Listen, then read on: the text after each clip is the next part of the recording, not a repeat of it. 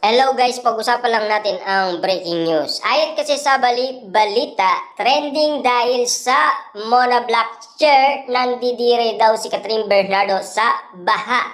Sana all. Ayon kasi sa mga netizens. Grabe nga naman kasi dahil sabi sa social media, nandidire dahil feeling social daw si Catherine Bernardo ayon kasi sa mga netizens. Na alam niyo naman siguro, no?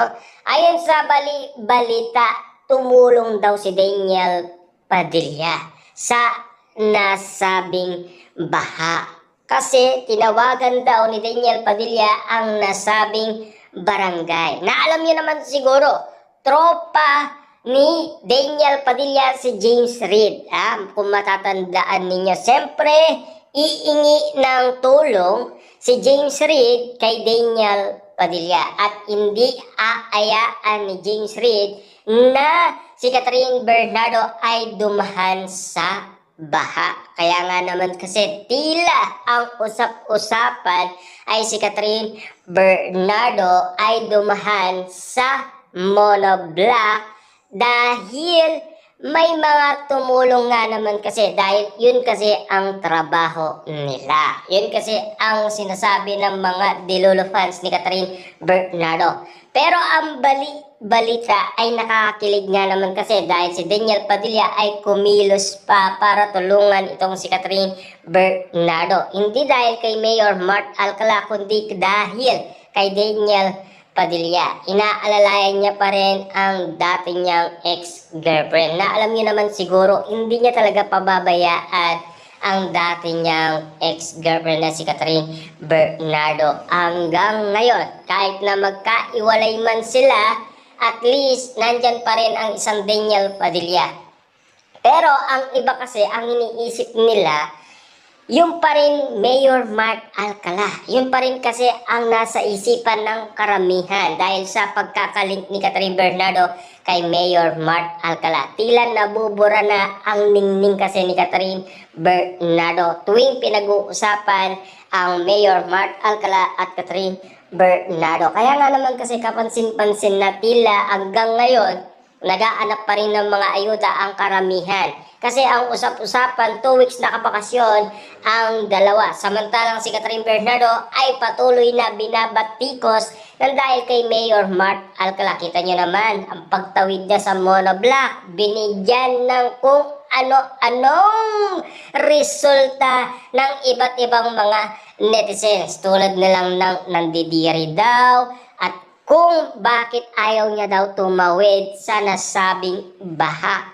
Kailangan pa daw na may mga taong umalalay sa kanya. Na alam niyo naman siguro, bigatin si Catherine Bernardo. Isang artistang famous na alam niyo naman siguro, hindi aayaan ni Daniel Padilla magkasakit ang kanyang ex-girlfriend. Papaano nga naman kasi?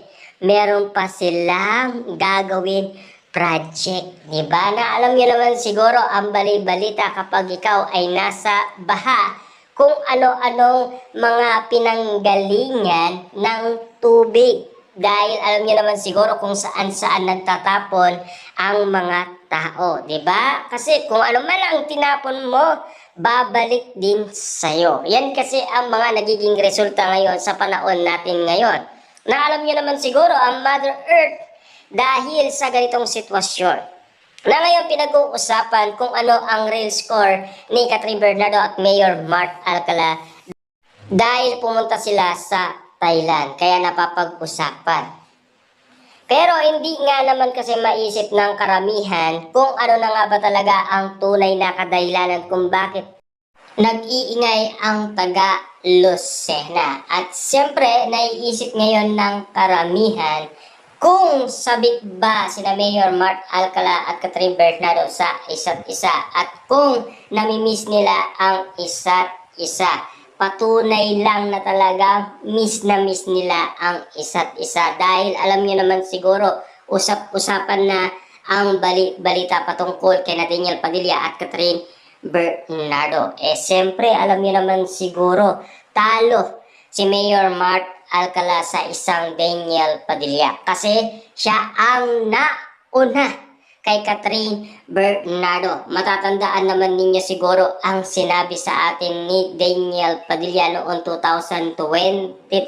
Ayon kay Daniel Padilla, akin lang si Catherine Bernardo at walang makakaagaw. Yan kasi ang ulat ni Daniel Padilla. At siyempre, nagsalita rin siya noong 2024 noon siya ay pumirma ng kontrata na si Catherine Bernardo ay hindi niya makakalimutan at nasa puso niya ang lahat ng mga nakaraan ni Daniel Padilla at Catherine Bernardo. Mga alaalang naiwan ng Katniel na ngayon pilit binubuhay ng ABS-CBN, lalong-lalo na si Direk Cathy. Kaya nga naman kasi napapag-usapan na baka ito na ang closure movie ng dalawa. Kaya nga naman kasi napapayag na ni Direk Cathy sina Catherine Bernardo at Daniel Padilla. Na alam niyo naman siguro, matagal lang pumayag si Catherine Bernardo. Napapayag naman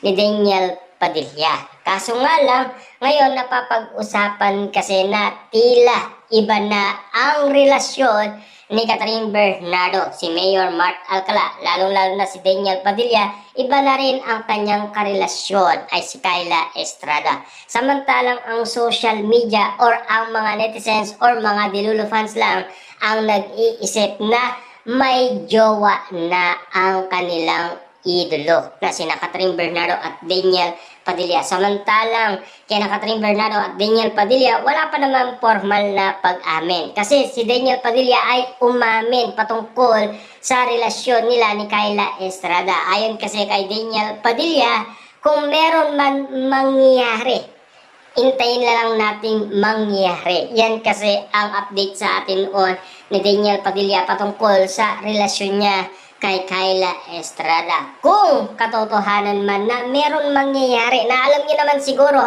napabalitaan natin na ayaw ni Daniel Padilla sa Inglesera na katulad ni Kyla Estrada at lalo-lalo na si Kyla Estrada nagsalita noon na ayaw niya umanong pasukin ang buhay ng pag-ibig galing umano sa mga aktor bilang mga artista. Ayaw na ayaw niya.